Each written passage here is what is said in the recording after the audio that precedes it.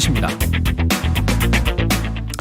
네, 어제 코스피 지수가 6개월 만에 3,000선 아래로 떨어졌습니다. 지수 수치는 상징적이긴 한데요. 그런데 이게 또 다른 의미가 좀 있습니다. 글로벌 증시 상황, 세계 경제 상황에 관해서 신영증권 김학균 리서치 센터장 나와 계십니다.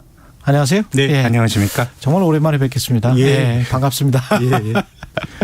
일단 증시 상황은 우리가 늘 저는 패닉이나 이런 거는 이렇게 불러일으키는 그런 멘트는 자제는 하는데요.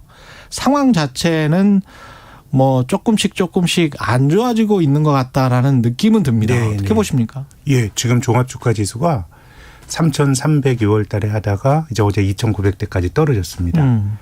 고점 대비 한 10.3% 정도 조정을 받았는데 사실 저처럼 분석을 하는 사람도 지나간 건 잘 기억을 못 하는데요. 예.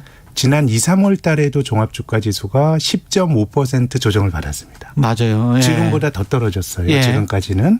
그래서 아직까지는 시장에서 늘 주가가 떨어지면 주식 가진 사람들은 당혹스럽지만 통상적인 조정의 범주를 벗어난 것 같지는 않은데. 예. 근데 지난 2, 3월과 지금이 조금 다른 거는 비슷한 거는 이제 금리가 올라가면서 주가가 떨어진 게 비슷하고 2, 3월은 그래도 글로벌 경기가 괜찮았거든요. 예. 근데 지금은 글로벌 경기 둔화에 대한 우려가 좀 커지고 있어서 예. 경기 쪽인 요인을 생각하면 2, 3월보다는 주가가 조금 더 떨어질 것 같은데 지금까지는 2, 3월에 조금 못 미치는 조정세를 우리가 며칠 동안 경험을 했습니다.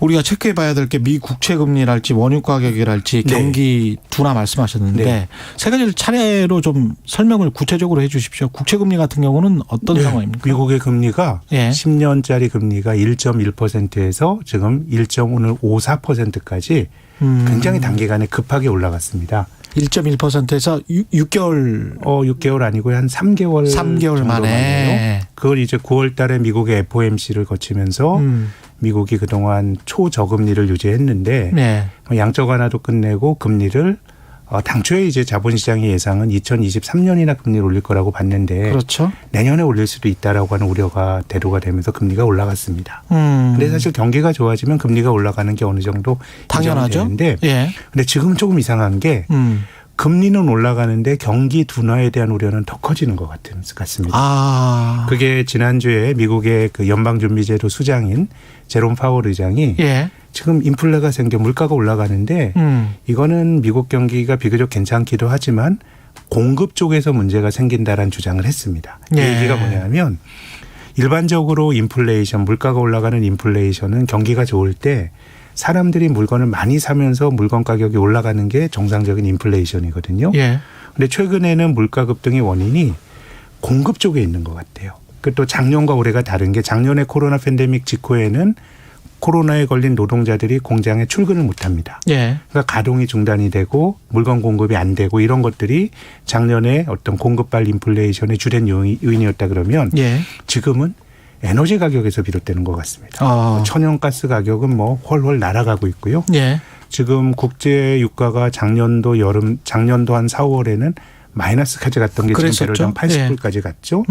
80불 지금 현재는 79달러까지 79달러. 계속 올라가다 보니까 석탄 가격도 고공권이죠. 그러다 보니까 지금의 인플레이션은 경기가 좋아서 그 결과로 물가가 올라가는 게 아니고 비용 측면에서 뭔가 코스트가 높아지면서 물가가 높아지게 되면 높아진 물가가 수요를 잡아먹으면서 경기를 억누르게 됩니다. 그래서 보통 상황은 경기가 좋을 때 인플레가 생기는데 지금은 경기 둔화와 공급발 인플레이션 우려가 같이 공존을 하고 있다 보니 뭔가 과거보다는 좀 복잡한 상황이고요. 이것이 우리가 대부분의 사람들이 문헌으로만 봤던 1970년대에 이 물가 급등과 경기 침체가 공존했던 스태그플레이션과 비슷한 상황이 나타나고 있다고 생각이 그런데 듭니다. 경기 침체를 불러일으킬 수 있는 인플레이션이 나타날 수 있는 환경이 지금 조성이 됐다. 그게 스태그플레이션이 장기화될 수 있다고 말할 수는 없지만 그 비슷한 상황이 높아진 물가가 경기가 좋아서 그 결과로 물가가 높아진 게 아니고 뭔가 공급 쪽에서 높아진 가격이 경기에 부정적인 영향을 줄 수 있다라는 우려가 지금 주식시장 조정의 본질인 것 같습니다. 에너지 가격의 급등 그거는 탄소 중립 그 제도와 관련된 좀 있는 것 같은데요. 그렇죠. 예. 그 다음에 이제 블락화된 경제 미중의 갈등 그것도 그렇죠. 분명히 있을 것이고 호주가 뭐 중국의 석탄 수입을 중국이 좀 덜하면서 이런 일들이 벌어져서 그래서 지금 이게 좀 어떻게 보면 인류가 그동안 뭐 지구도 해치고 막 살다가 고상하게 살려고 하니까 뭔가 비용이 높아지고 있는 일이 벌어지는 것 같아요. 지금 이제 국제 유가를 보더라도 그동안 수년 동안 국제 유가가 안정됐던 중요한 이유 그 원인이 최근 10여 년 동안엔 미국이 그동안 원유를 수입하다가 셰일 오일이 많이 생산하면서 미국이 최대 산유국이 됐거든요. 그럼 지금 배럴당 80불 가게 되면 뭔가 이제 미국에서 땅을 뚫어서 또 셰일 오일을 끌어내야 되는데 지금은 유가가 급등하는데 원유 생산이 잘 안 늘어납니다. 그건 뭐냐면 장기적으로 보면 인류가 탄소 중립으로 간다 그러면 원유는 굉장히 나쁜 에너지거든요. 그러면 그 비즈니스란 사업자들 입장에서는 투자라는 건 목돈이 들어가는 건데 지금 80불 갔다 그래서 내가 투자를 늘렸을 때 앞으로 수요에 대해서는 장담을 못 하는 겁니다. 그러니까 지금은 어떻게 보면 원유 가격 올라가는 거는 탄소 중립 과정에서의 투자에 조금 소극적인 사업자들의 움직임 이런 영향들도 있기 때문에 확실히 지금은 그 단순히 경제적인 요인이라기보다는 뭐 미중 무역 분쟁, 석탄 같은 경우는 미중 무역 분쟁과 관련된 코드가 들어가 있고요. 원유 같은 경우는 탄소 중립과 관련된 인류의 선택이 어떻게 마찰적인 어떤 그런 좀 부작용을 불러일으키는 시기인 것 같습니다.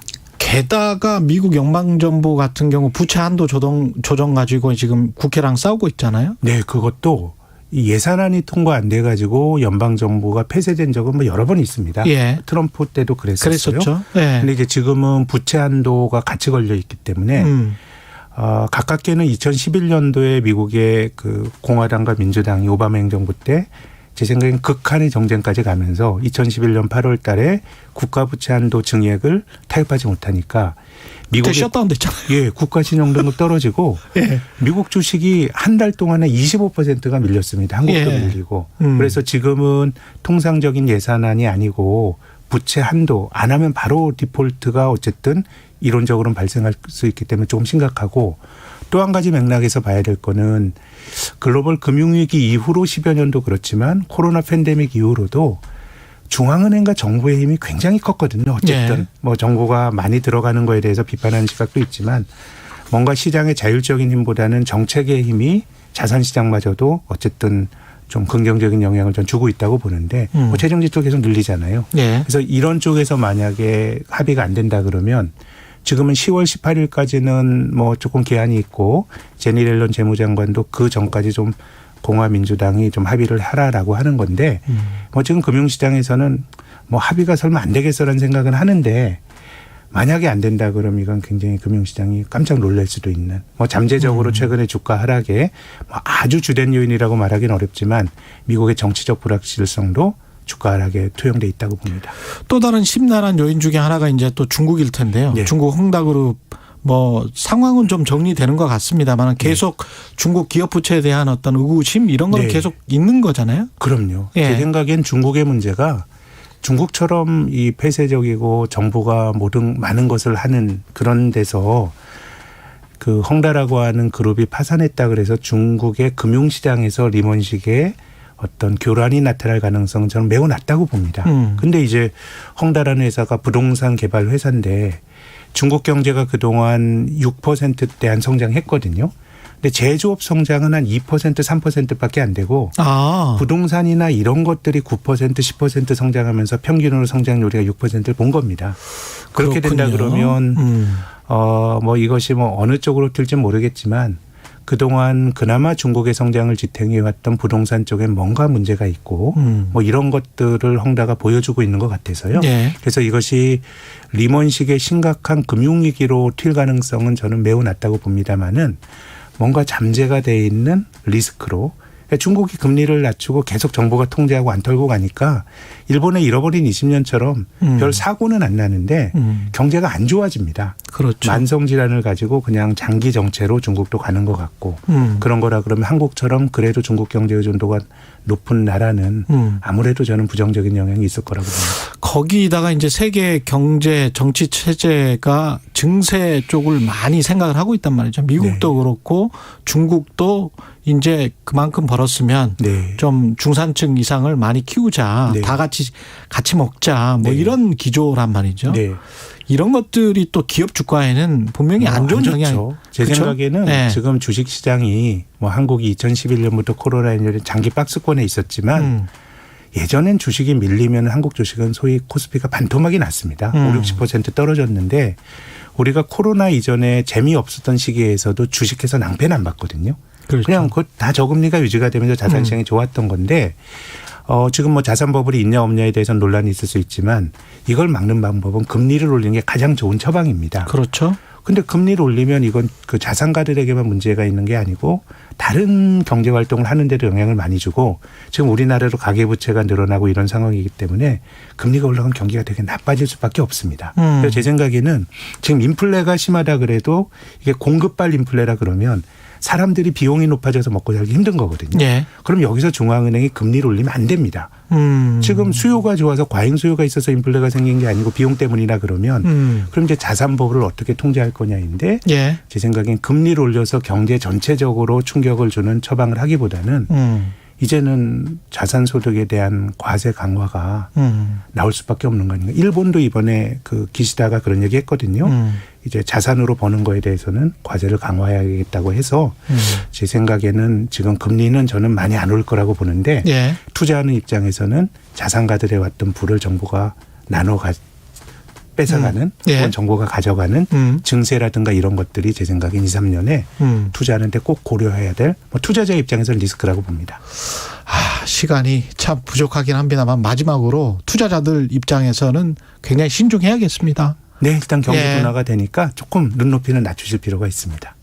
그리고 금리는 혹시 모를 오를 수도 있다는 그런 생각은 제 생각에는 금리의 레벨이 아주 높아지지 않는다라는 말씀이지 예. 지금 같은 초저금리에서 금리가 지금보다는 뭐 높아질 수 그 있는 기조는 간다. 그런 건 갈 수 있다라고 봐야 되겠죠. 예, 신영증권 김학균 리서치 센터장이었습니다. 고맙습니다. 감사합니다. 예, KBS 1라디오 최경영의 최강시사 1부는 여기까지고요. 잠시 후 2부에서는 권성동의 정치공법 국민의힘 권성동 의원 만납니다.